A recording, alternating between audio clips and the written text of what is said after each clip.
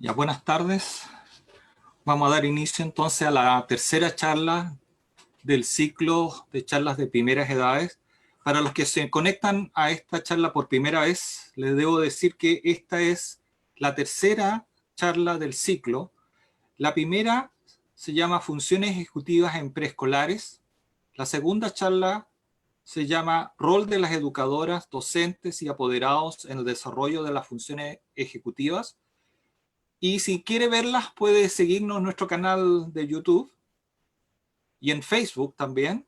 Están disponibles en nuestra página de Facebook estas dos primeras charlas, por si están interesados en verlas. Hoy día nos vamos a centrar en el rol de las funciones ejecutivas, pero en el aprendizaje socioemocional de las niñas y niños. En las primeras dos charlas nos centramos básicamente en todo lo que fue el desarrollo académico, ¿no es cierto?, de el rol de las funciones ejecutivas. Y en esta charla nos vamos a centrar, vamos a cambiar un poco el objetivo del aprendizaje y nos vamos a centrar más en el rol socioemocional que tienen las funciones ejecutivas. La pregunta es: ¿por qué es importante el aprendizaje socioemocional? Primero, debo definir qué es aprendizaje socioemocional y después le voy a mencionar en qué consiste o la importancia que este tiene. El aprendizaje socioemocional es el proceso a través del cual los niños, las niñas, los adultos adquieren y aplican conocimiento, actitudes y habilidades necesarias para comprender y manejar las emociones, establecer y alcanzar objetivos positivos, sentir y mostrar empatía por los demás, y establecer y mantener relaciones positivas y tomar decisiones responsables.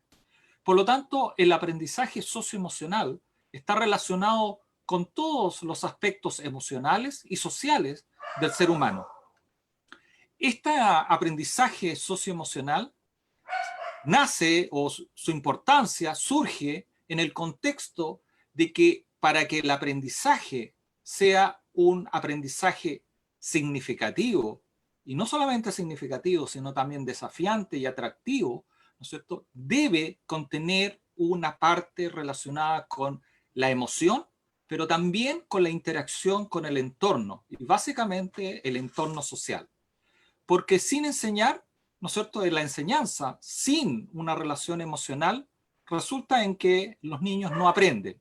Y por lo tanto, cuando existen reglas, ¿no es cierto?, como uno establece en la casa o establece en el colegio, y si no hay una relación emocional que lo sustente, eso lleva irremediablemente a la rebelión de los alumnos, rebelión de los niños. Por lo tanto, la parte emocional es muy importante, ¿no es cierto? Y hay un dicho que fue acuñado por el padre Hurtado, dice que aquella enseñanza que se entrega con rigor, ¿no es cierto?, con dureza, pero si va acompañada con amor, ese dolor, esa dureza, no se percibe, sino que se percibe la enseñanza propiamente tal. Por lo tanto, la emoción es un aspecto muy relevante en el aprendizaje.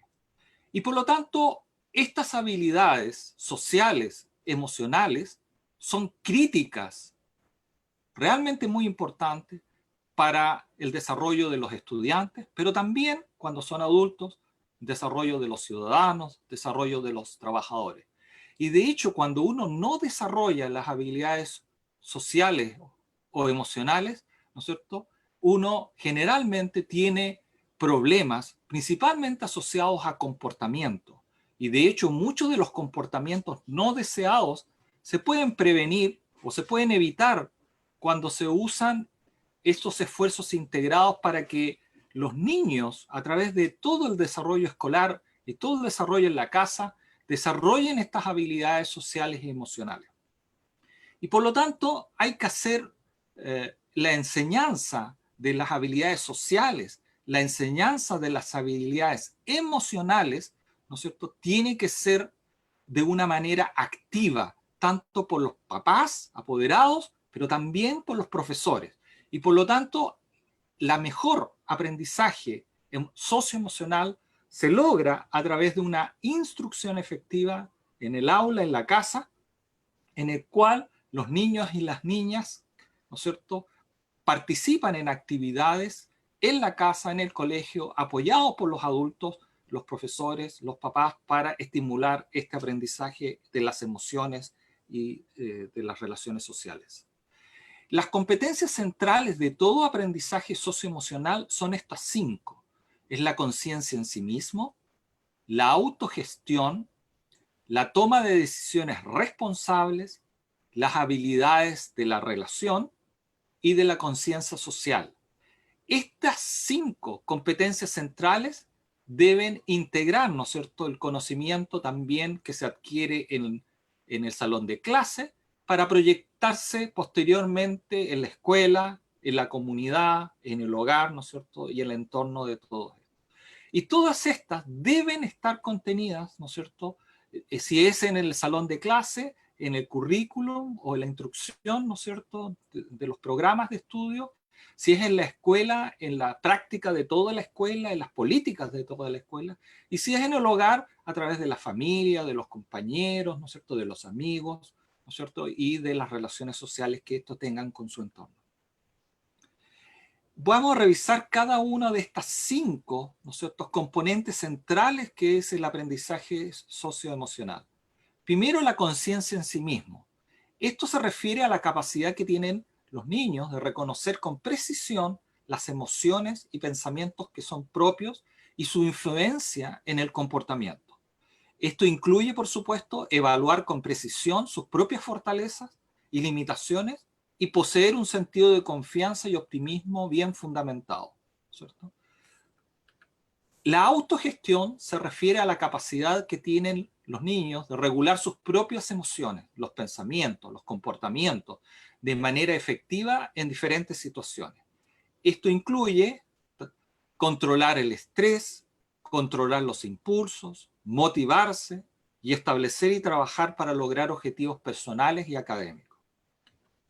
La conciencia social es la capacidad que tienen los niños y las niñas de tomar la perspectiva y empatizar con otras personas de diversos orígenes y culturas, ¿cierto?, con los extranjeros, por ejemplo, y comprender las normas sociales y éticas de comportamiento y reconocer los recursos y apoyos de la familia, la escuela y la comunidad, ¿cierto?, en su vida cotidiana.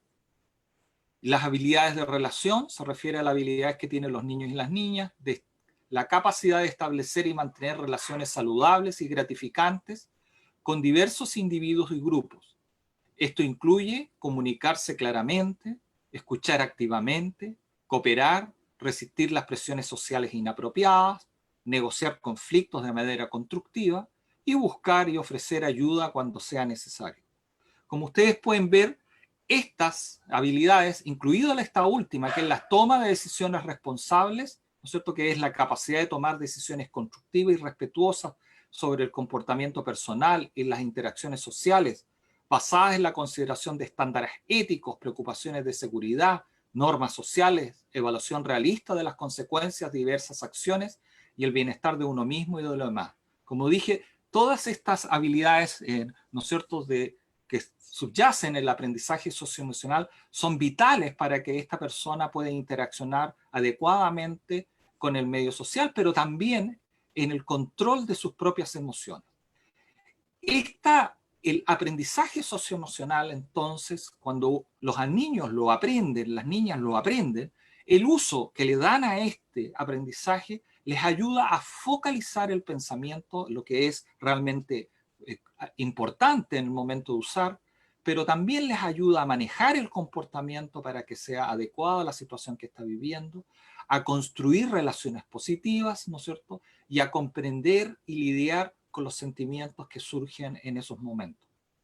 Y por lo tanto, estos niños, a través de este aprendizaje socioemocional, encuentran la manera, ¿no es cierto?, de focalizar, ¿no es cierto?, manejar y construir y comprender los aspectos sociales, los aspectos emocionales de toda relación.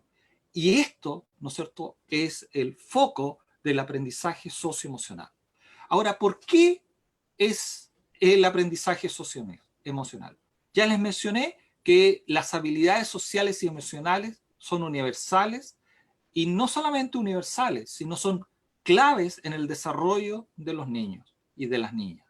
Por lo tanto, son esenciales para las tareas que enfrentan los niños y las niñas en entornos sociales, preescolares, escolares, incluso en adultos, en la universidad, en los trabajos, ¿no es cierto?, y en su vida cotidiana.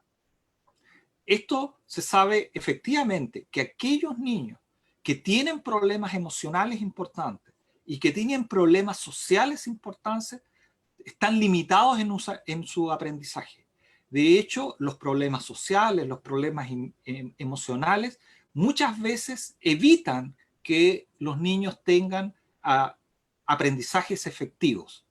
Y por lo tanto, cuando uno hace una intervención académica para mejorar sus niveles académicos, necesariamente tienen que tener acompañado una intervención en el aprendizaje socioemocional, ya que sin un desarrollo en el aprendizaje socioemocional no se logra un mejoramiento en el rendimiento académico. Y por lo tanto, todos aquellos programas en que intencionalmente se desarrolla en forma paralela la intervención académica junto con el aprendizaje socioemocional, se maximizan los resultados positivos en cuanto tanto al desarrollo emocional, social de los niños, pero también de la parte académica. Y esto se ha demostrado en muchos trabajos, lo pueden revisar en este trabajo publicado en el año 2011 por Douglas Weiser, Dimicky Taylor y Schellinger, en donde se evaluaron una serie enorme de trabajos que intervenían los aprendizajes socioemocionales en los niños y evaluaban también cómo era el rendimiento académico junto con el aprendizaje socioemocional. Y en todos los trabajos, en forma unánime, se observa de que hay una asociación importante, ¿no es cierto?, entre el desarrollo de las habilidades socioemocionales y el desarrollo de los resultados académicos. Mejores habilidades socioemocionales llevan consigo mejores resultados académicos de aprendizaje. Ahora, ¿cómo uno organiza el aprendizaje socioemocional? El aprendizaje socioemocional debe estar organizado en 3 dominios. En el dominio cognitivo, que es el establecimiento de objetivos, planificación, organización, transición, memoria, atención, ¿cierto? En el dominio emocional, en el cual está involucrado el expresar e identificar las emociones que están sufriendo, el regular esas emociones y también el comportamiento, tomar una perspectiva, ¿no es cierto?, para poder visualizar, ¿no es cierto?, cuál es el impacto que tienen las emociones en el comportamiento. Y el tercer gran dominio es el dominio social, en donde estos niños deben aprender a comprender las señales sociales, aprender a resolver los conflictos, los problemas y aprender a cooperar, ¿no es cierto?, para lograr un objetivo final. Estos 3 dominios, cuando se desarrollan en forma coordinada, se logran, ¿no es cierto?, el mejor desarrollo de la persona. Todos estos 3 dominios están bajo el concepto, ¿no es cierto?, que los niños deben aprender a regular el dominio cognitivo, a regular las emociones y a regular, ¿no es cierto?, las señales sociales para poder resolver los conflictos. Y por lo tanto, la regulación, ¿no es cierto?, que es la gestión, modulación de los pensamientos, de los sentimientos, de la atención, del comportamiento y de las interacciones, debe ser al servicio de las actividades dirigidas a los objetivos que los niños quieren, ¿no es cierto?, en ese momento lograr. Y por lo tanto, este concepto de regulación, de aprender a regular, es clave en el aprendizaje socioemocional integral de los niños. ¿Qué sabemos entonces de los vínculos entre el aprendizaje socioemocional y los otros ámbitos del desarrollo de los niños y de las niñas? No solamente en el área social, no solamente en el área emocional. Lo que sabemos, ¿no es cierto?, que esta parte del dominio, ¿no?, que tiene que ver con el aprendizaje socioemocional tiene un fuerte componente de regulación, básicamente de autorregulación y de regulación social. Y esta autorregulación, ¿no es cierto?, influye en las habilidades académicas del comportamiento e influye, por otro lado, en las habilidades de comportamiento socioemocional.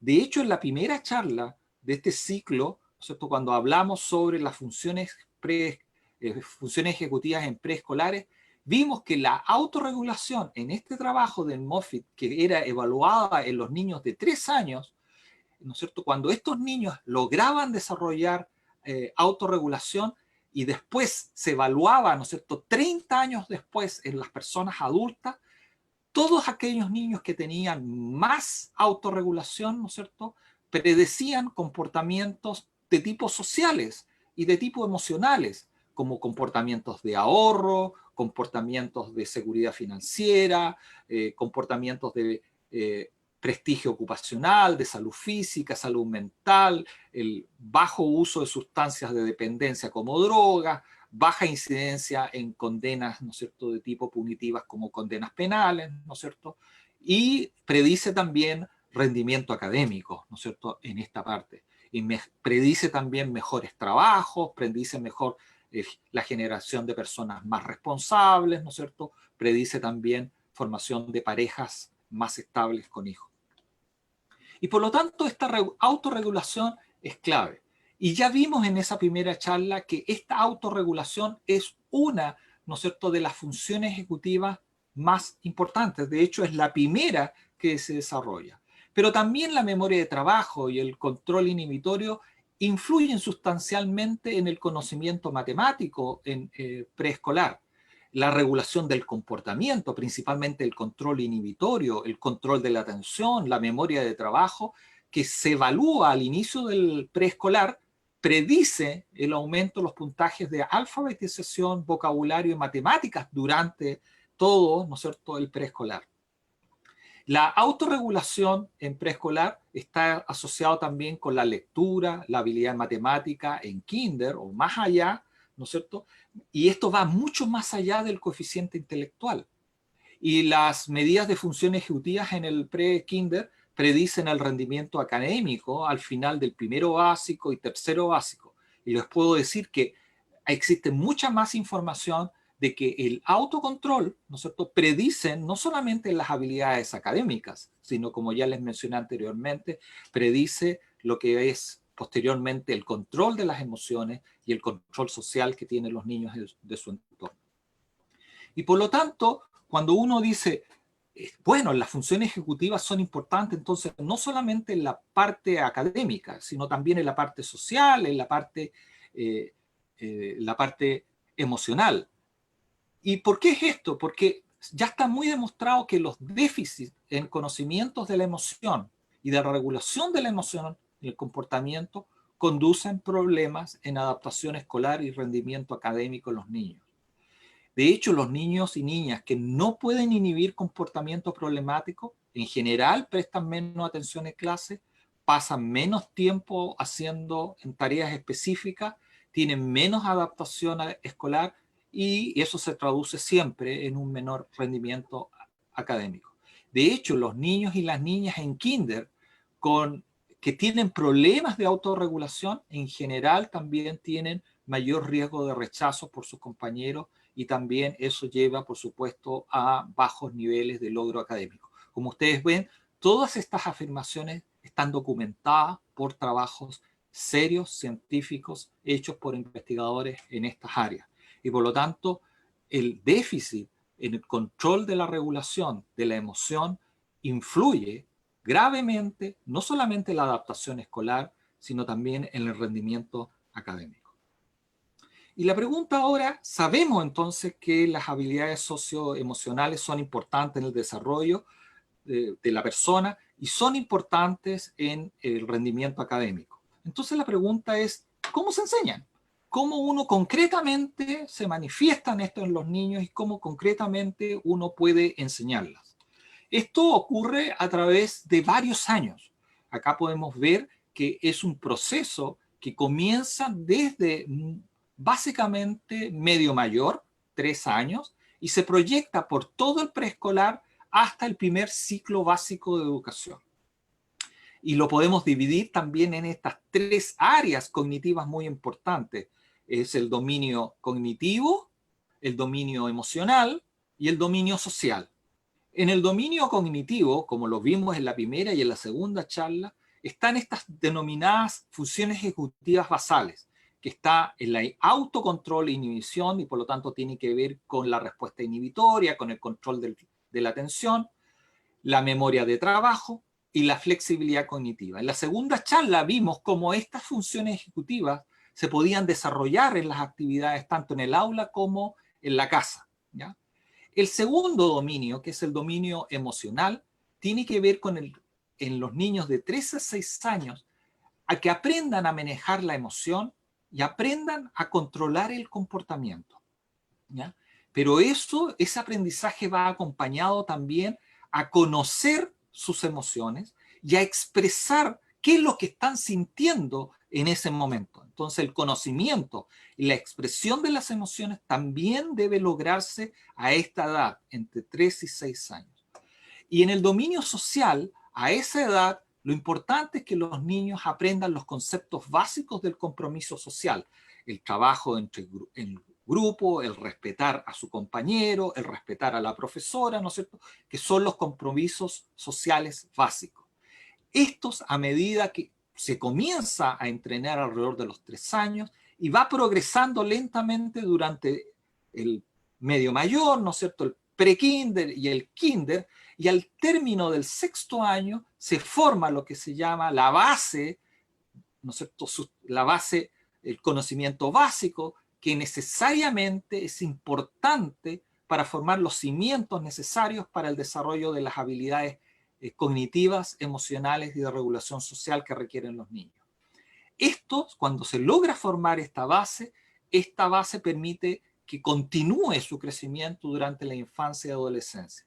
De hecho, ya alrededor de los 5 a 8 años, y esto es más o menos primero básico, kinder, primero básico, estos conceptos básicos que se aprendieron en el preescolar se afianzan y se vuelven más sofisticados, ¿no es cierto? Y se logra entonces el desarrollo en el área cognitiva, lo que se llama las funciones ejecutivas más complejas, que está la planificación, la organización, el establecimiento de objetivos y de metas.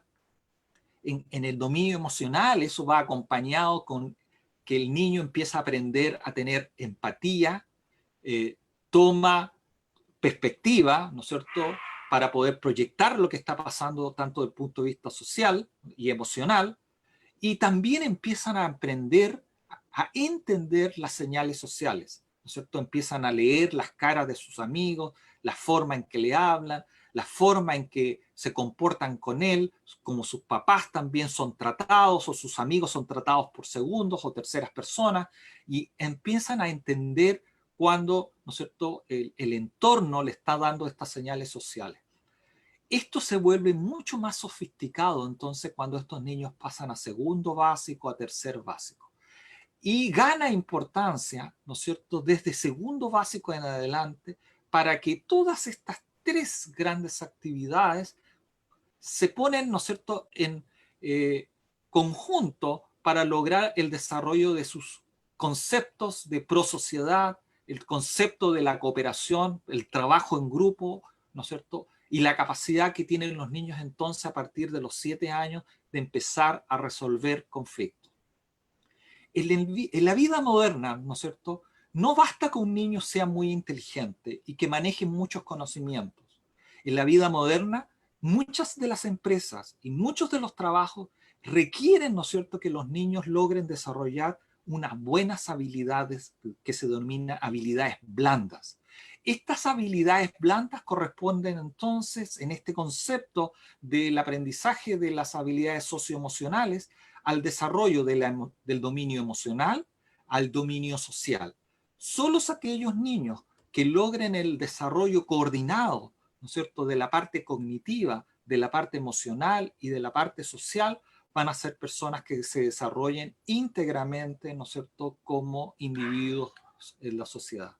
Ahora, les quiero mencionar este gráfico que también se lo mostré en la primera charla de la función ejecutiva, solamente para recordarle que las funciones ejecutivas mejoran dramáticamente durante la época preescolar, escolar, primer ciclo básico. Es este gran salto que se ve acá en el gráfico que fue publicado por la Universidad de Harvard, ¿no es cierto?, entre los 3 años y los 6 años es el que da cuenta del mayor desarrollo de las funciones ejecutivas y por lo tanto da cuenta no solamente del desarrollo de la función ejecutiva, sino también de la base de lo que va a ser el desarrollo emocional y el desarrollo social.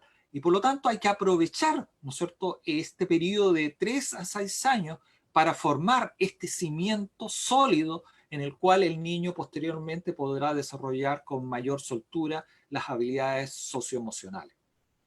Y por lo tanto, usted papá, usted mamá, si tiene niño pequeño, debe entender que no solamente es importante el desarrollo de las habilidades cognitivas, sino que también hay que intencionar el desarrollo de las emociones, del dominio emocional, y también hay que intencionar el desarrollo de las habilidades sociales.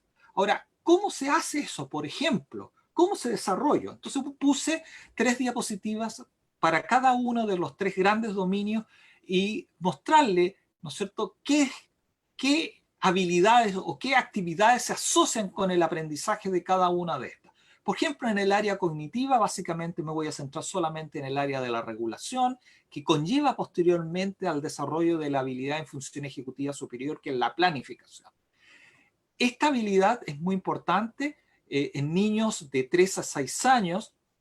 Cuando al niño se le da una instrucción, el niño debe pensar y después decir en voz alta qué es lo que va a hacer, o si alguna le da una indicación sobre un juego, dónde y cómo y qué jugará. ¿Ya? Entonces, usted papá, usted mamá, usted profesor, debe obligar a los niños que cada vez que usted le da una instrucción, el niño debería, ¿no es cierto?, ser capaz de responder en voz alta la secuencia de eventos que va a hacer para lograr lo que usted le pidió. ¿Ya? Es muy buen ejercicio, ¿no es cierto? Usted papá, usted mamá, profesora, que cada uno de los niños 3 a 6 años de edad logre vocalizar, ¿no es cierto?, es decir, en voz alta, lo que la secuencia de eventos que va a realizar para lograr lo que se le pidió.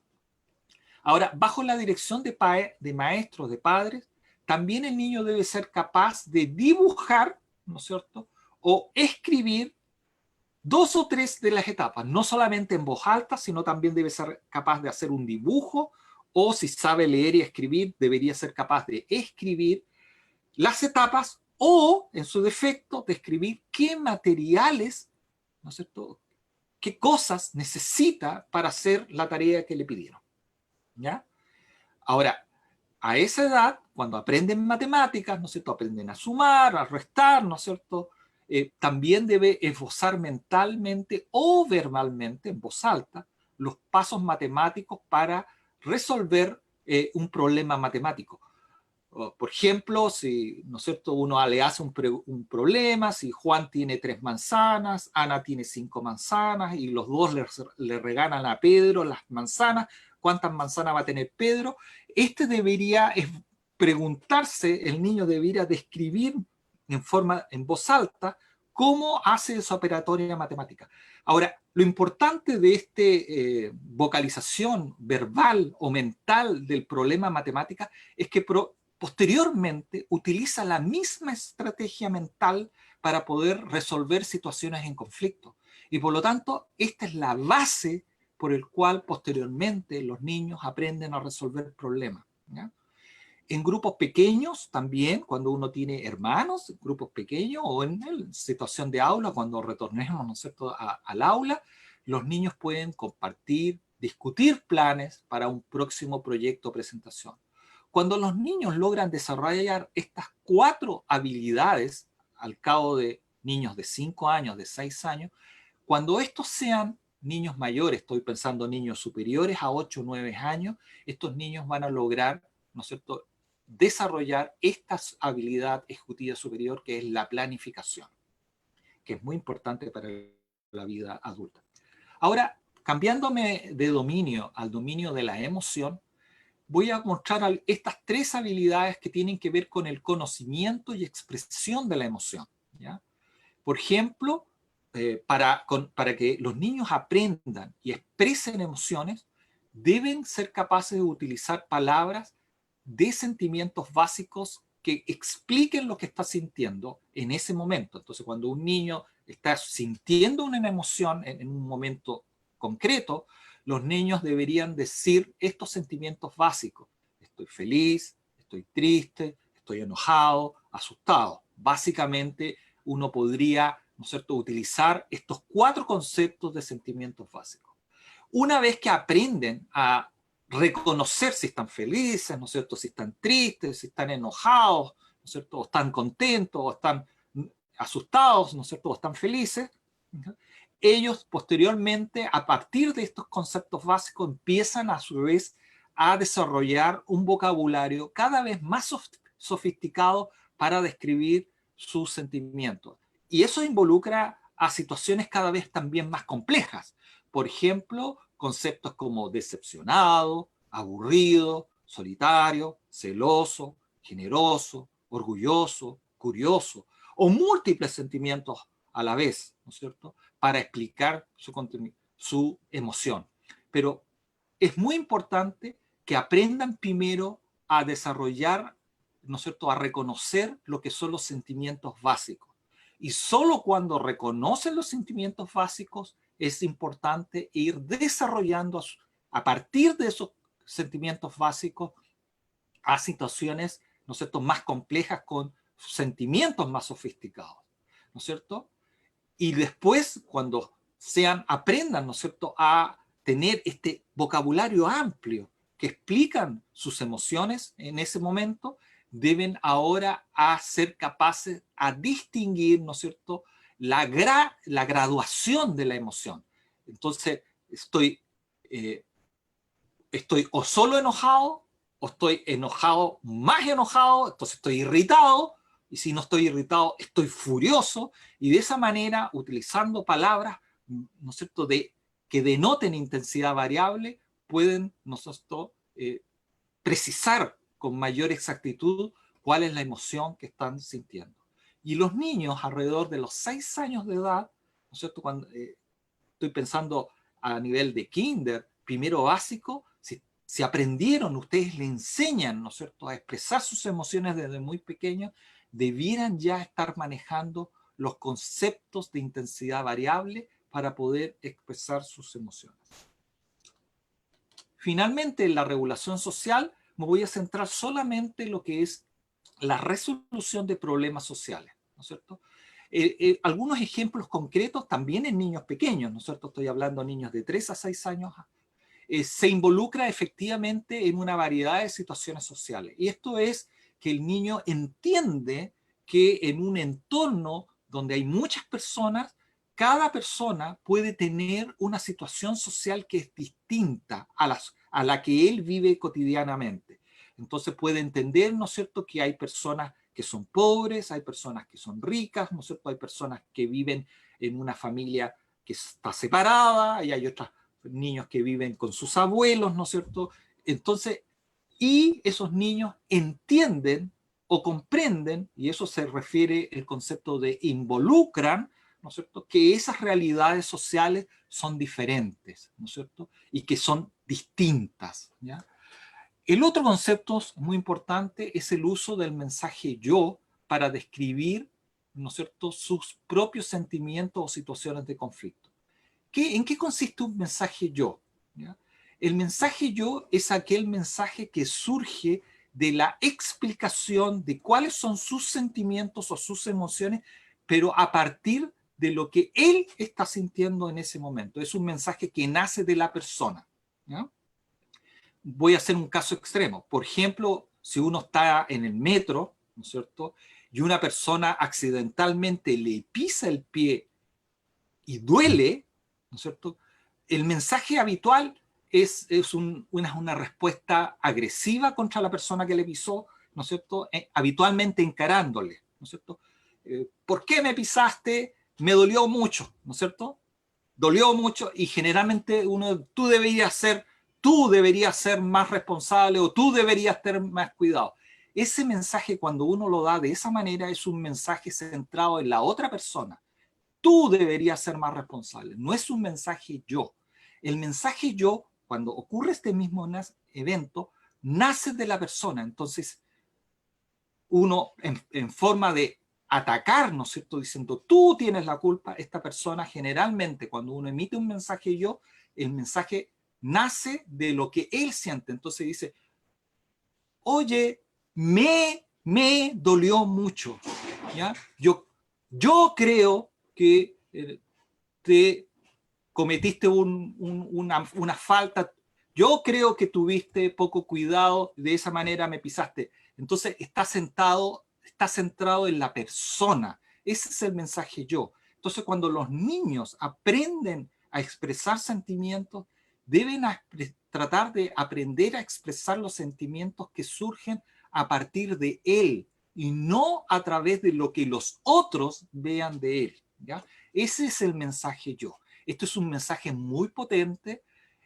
generalmente en los niños, ¿no es cierto?, para tratar de, cuando los niños utilizan mensajes yo, los adultos entendemos mejor lo que le está pasando a ese niño por la mente en el momento en que ocurren conflictos, ¿ya? Y por lo tanto es una herramienta muy potente para tratar situaciones en conflicto. El otro es usar estrategias básicas para esperar, estrategias para turnarse, compartir o obtener ayuda del adulto de una situación de conflicto con sus compañeros. Por ejemplo, peleas por los objetos. En los preescolares, en el ciclo preescolar, está muchas veces esta enseñanza de la espera de turnarse para turnarse o para compartir, por ejemplo, en actividades como juego del rincón, ¿no es cierto? Hay muchos niños, por ejemplo, en los juegos de rincón, los niños sobre todo les gustan las actividades de la construcción, por ejemplo. Y a él le gusta mucho, supongamos que a un niño le gusta mucho, pero sabe que puede jugar esa actividad de la construcción, supongamos, una vez por semana. Entonces ese niño tiene que aprender a esperar que llegue el día que le toque, ¿no es cierto? Y por lo tanto, también y muchas veces cuando le toca jugar, no le toca jugar solo, le va a tocar jugar con algún compañero y por lo tanto va a tener que aprender a compartir.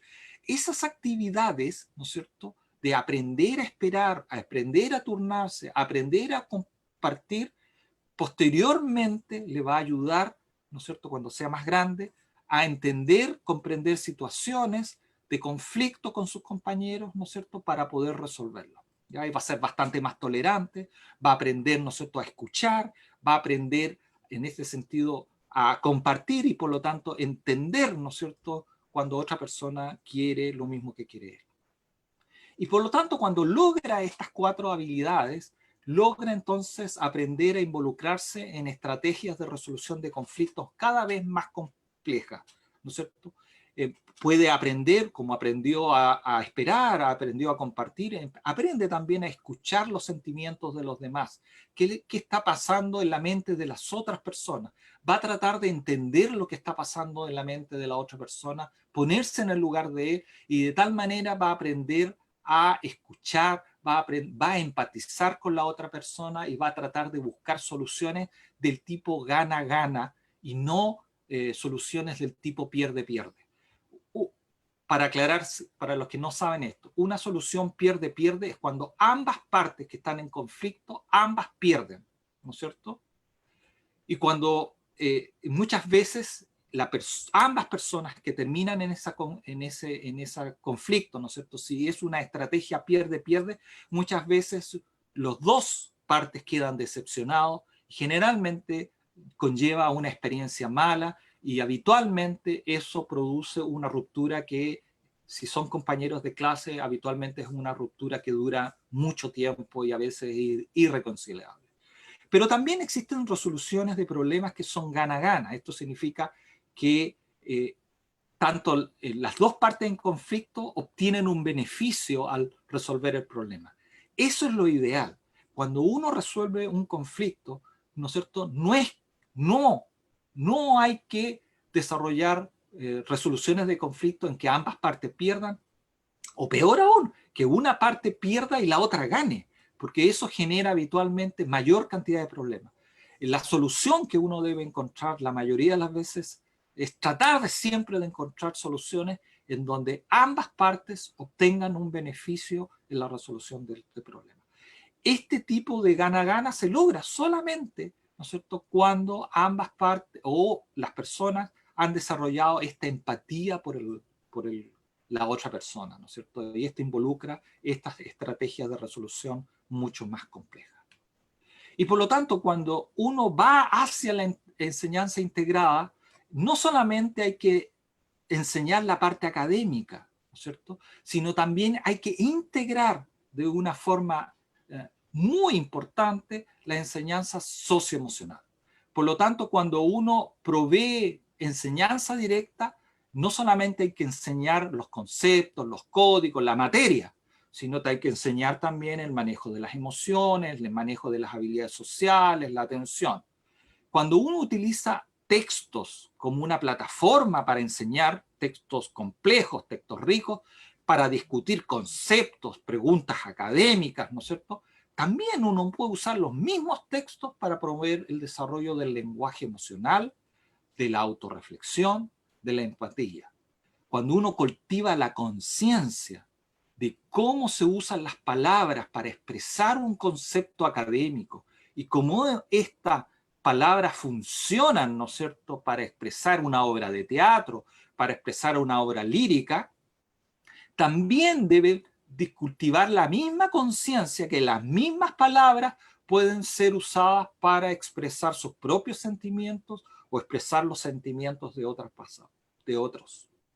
Ahora, uno, para lograr esto, debe conversar y por lo tanto debe incrementar la conversación en la sala, en las casas. Usted papá, usted mamá, debe conversar con sus hijos, sus hijas. Usted profesor también debe estimular, profesora debe estimular la conversación entre los alumnos, las alumnas en la sala de clase, para construir estas habilidades de lenguaje y lectura, pero también para construir las habilidades de cooperación, para construir las habilidades de resolución de conflictos. Y por último, el uso constante del lenguaje y de las rutinas que ayudan a cohesionar la enseñanza a través de los distintos cursos. A medida que el niño avanza curso a curso, el uso constante del mismo lenguaje, de las mismas rutinas, ayudan a fortalecer ese aprendizaje. Pero también, ¿no es cierto?, ayuda a reducir el caos, a minimizar la ansiedad, crear normas sociales comunes. En las casas es muy importante el establecimiento del uso constante de rutinas, ¿no es cierto?, despertarse a la misma hora, comer a la misma hora, lavar siempre los dientes, hacer esta rutina, porque cuando los niños tienen una rutina que es común, ¿no es cierto?, al cual ellos se acostumbran, ellos reducen el caos y eso provoca inmediatamente minimizar la ansiedad, la angustia que tienen los niños a lo desconocido, ¿no es cierto?, y ayuda a crear estas normas básicas de convivencia, estas normas básicas de comportamiento, no solamente en la casa, sino también en el aula. Y por lo tanto, la nueva aproximación que yo les propongo para el aprendizaje socioemocional es que debiéramos tratar de propender el desarrollo del R cuadrado, porque este aprendizaje ¿por qué R cuadrado? Porque debe ser un aprendizaje riguroso, pero también regulado. Riguroso porque debe ser, ¿no es cierto?, fortalecido con un contenido atractivo, estimulante, del conocimiento académico, ¿no es cierto?, para construir conocimiento en el niño, pero también para promover simultáneamente las habilidades socioemocionales y académicas que son necesarias en este niño. Y es regulado por las funciones ejecutivas. La autorregulación es muy importante. Por lo tanto, los niños deben aprender a autorregularse. Entonces, el uso constante de rutinas, el ajuste y establecimiento de límites que son apropiados a la edad, con el uso de un lenguaje rico, complejo, para que los niños aprendan un vocabulario amplio y aprendan a expresarse verbalmente, les ayudará a formar la base para la construcción de las relaciones y establecer la calma emocional que se necesitan en los adultos, ¿no es cierto?, para la resolución de conflictos, la resolución de problemas, para lograr la mejor adaptación social y para poder entender, comprender y mejorar el control de sus propias emociones. ¿Ya? Y por lo tanto, el mensaje para la casa es que el aprendizaje socioemocional es una habilidad crítica para la formación integral de los niños. No solamente la parte académica, la parte emocional, la parte social son habilidades.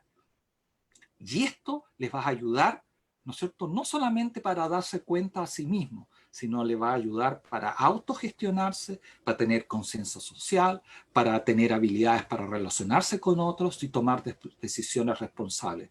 O sea, el desarrollo de todas las habilidades blandas que en una sociedad como la que existe actualmente son claves, ¿no es cierto?, en su desarrollo como persona. Esto comienza muy tempranamente, ¿ya? Se están muy íntimamente relacionados con el desarrollo de la función ejecutiva, el autocontrol sobre todo, y por lo tanto el aprendizaje parte a los 3 años y se va fortaleciendo, ¿no es cierto?, a medida que el niño se desarrolla.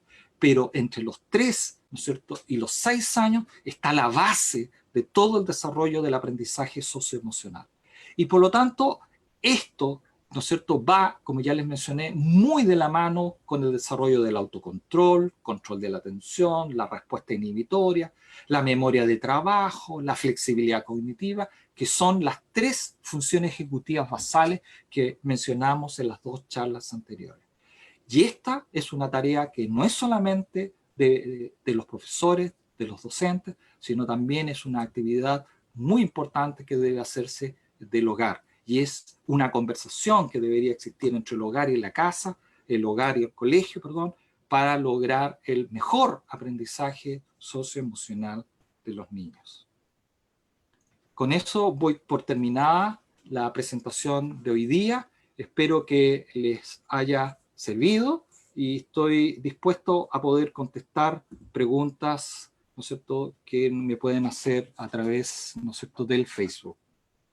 La primera pregunta dice: ¿qué deficiencias en el sistema escolar chileno imposibilita el trabajo profundo y significativo en temas socioemocionales? Esta pregunta es muy relevante.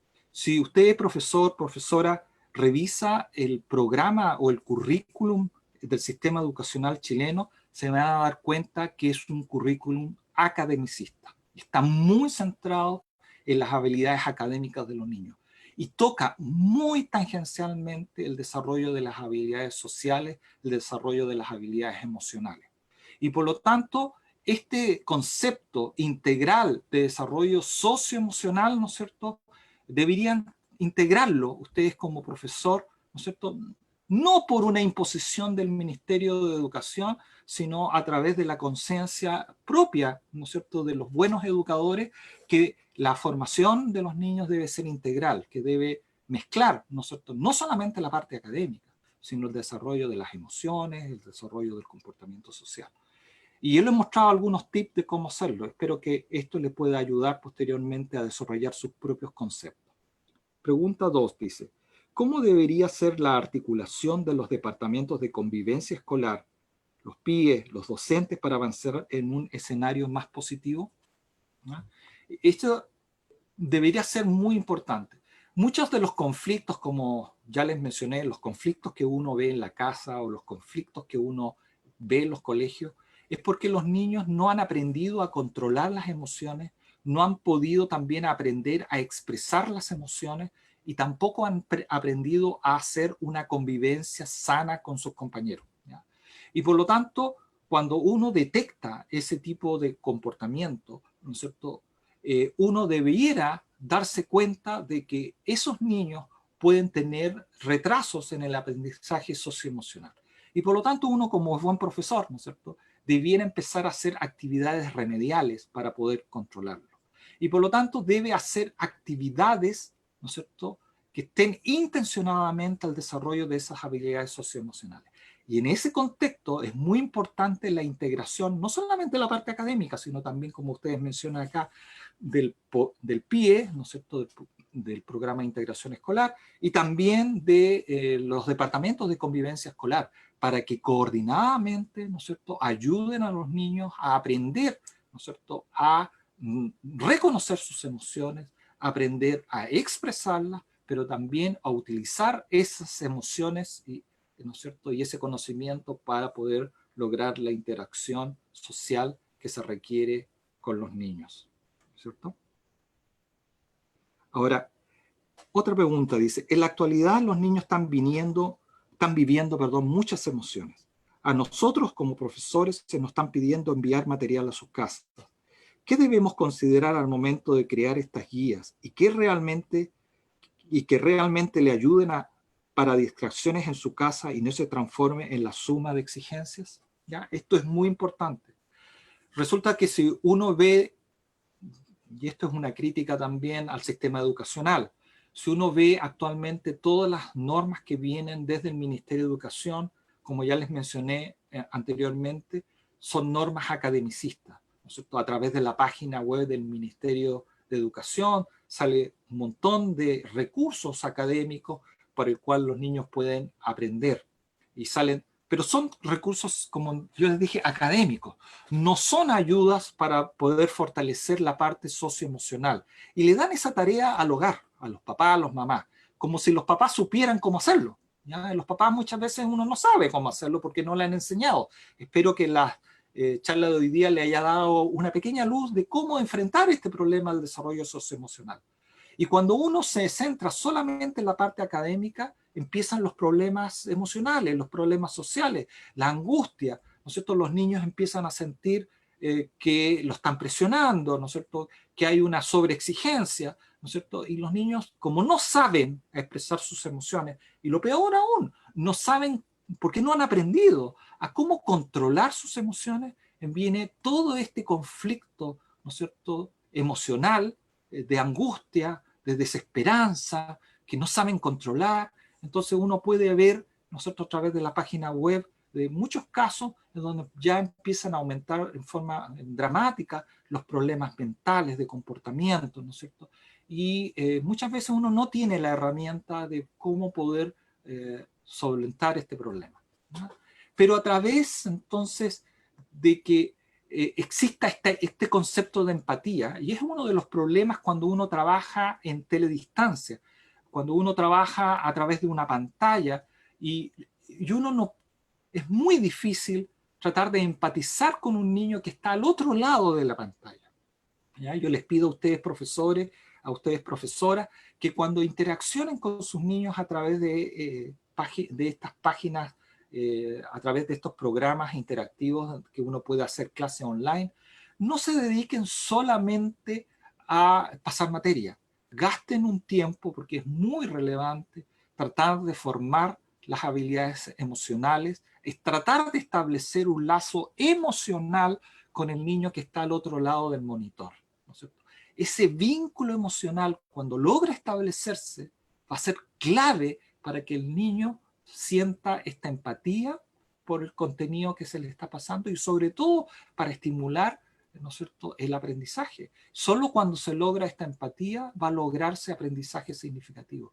Cuando se mantenga esta distancia emocional, ¿no es cierto?, y se pasa a ser una máquina solamente de pasar conocimiento, les aseguro que el aprendizaje no va a ser significativo y va a tener graves problemas posteriormente en lo que es el aprendizaje. Acá hay un comentario que hace Rigo Morales. Creo que el bullying está asociado con el aprendizaje socioemocional, tanto desde el que lo hace como el que recibe. ¿Cómo entregar herramientas para sobrellevar el caso de ser víctima? Efectivamente, el bullying es claramente un problema de aprendizaje socioemocional, ¿no es cierto? La persona que hace bullying es porque no ha podido aprender todavía la empatía, no ha podido aprender que ese comportamiento influye en las emociones de la persona que es víctima. Y también la víctima, ¿no es cierto? Muchas veces esta gente que hace bullying elige la víctima con pinza, no elige cualquiera víctima. Habitualmente estos niños eligen a aquellas personas que reconocen que son débiles emocionalmente. Por alguna circunstancia, ¿no es cierto?, saben que esa persona no va a poder responder y saben que esa persona que es víctima va a sufrir más. Y a veces se hace con bastante malicia, tal vez de una manera inconsciente, pero la selección de la víctima también es elegido por el victimario de una manera, no sé si consciente o inconsciente, pero buscando a la persona más débil. Aquella persona que ha aprendido a expresarse sus emociones, ha aprendido ¿no es cierto?, también a reconocer que lo que está sufriendo, esas personas también aprenden a ser más resilientes, ¿no es cierto? Han aprendido también que a veces se pasa bien, pero también a veces se pasa mal y a veces se pasa muy mal.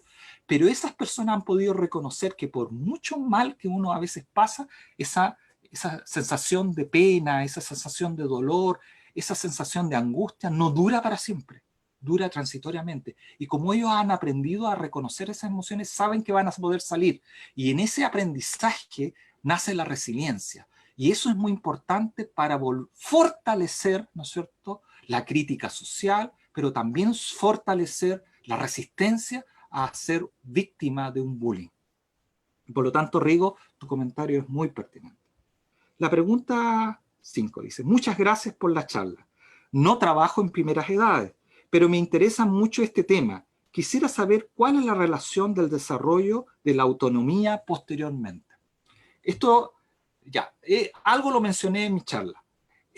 La persona que es autónoma, ¿ya?, tiene varias características que son propias de aquellas personas que desarrollan muy bien las funciones ejecutivas. Las personas que son autónomas son personas que son capaces de planificar a largo plazo y poder proyectar, ¿no es cierto?, lo que hacen, y para ello, ¿no es cierto?, organizan su tiempo y su esfuerzo para hacerlo, ¿ya? Y estas personas, cuando logran planificar en forma autónoma, ¿no es cierto?, sus actividades y consiguen todos los materiales y los recursos necesarios para ser una persona externa, lo identifica como una persona autónoma. Pero para poderlo hacer requiere el desarrollo no solamente de la función ejecutiva, sino la autonomía involucra también, ¿no es cierto?, la capacidad que tiene esta persona de reconocer los propios sentimientos, las propias emociones, y reconocer, ¿no es cierto?, las necesidades y las limitaciones que la sociedad le impone. Y solo cuando logra coordinar, ¿no es cierto?, las emociones, las ansias en este caso, ¿no es cierto?, el ímpetu, la perseverancia, que son emociones propias de la persona, con las limitaciones sociales, ¿no es cierto?, el no tener los recursos financieros habitualmente, o el no tener, ¿no es cierto?, las condiciones físicas para hacerlo, cuando logra integrar estos dos conceptos, más el desarrollo de las funciones ejecutivas de tipo académica, y logra integrar todo esto en una sola actividad, esta persona logra el concepto de autonomía. Y por lo tanto, efectivamente, la autonomía se logra habitualmente en niños sobre 7 años, cuando logran el desarrollo integral de estas tres grandes dominios que involucra el dominio cognitivo, el dominio social y el dominio emocional. Y lo interesante es que la autonomía completa, ¿no es cierto?, se logra cuando es integrada, ¿no es cierto?, cuando es armónica en estas tres partes. La última pregunta, con esto terminamos. ¿Cómo podemos aportar desde el aula el desarrollo de la función ejecutiva? ¿Y deberíamos planificar actividades para todos los cursos y en familia? Sí, efectivamente, el desarrollo de las funciones ejecutivas, esto ya lo mencionamos también en la segunda charla, que mencionamos específicamente cuál es el rol de los educadores, de los docentes y de los apoderados en el desarrollo de la función ejecutiva. Solamente para concretar, el desarrollo transversal de distintos cursos, el desarrollo transversal también coordinada entre padres, apoderados y colegios, en este caso docentes, el desarrollo de las funciones ejecutivas muchas veces es crítico. Porque cuando uno desarrolla habilidades como autocontrol, el autocontrol, como ya le mencioné en las dos charlas anteriores, cuando los niños aprenden autocontrol, que es la habilidad básica para el desarrollo socioemocional y también de la función ejecutiva, se aprenden como heterocontrol, ¿no es cierto? Es una de las R's que yo les puse en la diapositiva, es el de la rigurosidad, el de la regulación y el de la rigurosidad. Esta R, ¿no es cierto?, debe ser similar el que usa el colegio y debe ser similar el que usa en la casa. Porque cuando un niño percibe que el colegio es riguroso, pero en la casa son muy relajados y no lo controlan, el niño habitualmente opta por lo más fácil. Entonces va a optar por la opción casa, ¿ya?, donde no existen reglas, no existen rigurosidad, no existe, ¿no es cierto?, responsabilidad. Y por lo tanto, cuando existe coordinadamente los mismos conceptos de rigurosidad, responsabilidad, ¿no es cierto?, rigurosidad en colegio y en casa, este niño a través de este heterocontrol, ¿no es cierto?, integra mejor los conocimientos para desarrollar posteriormente su autocontrol.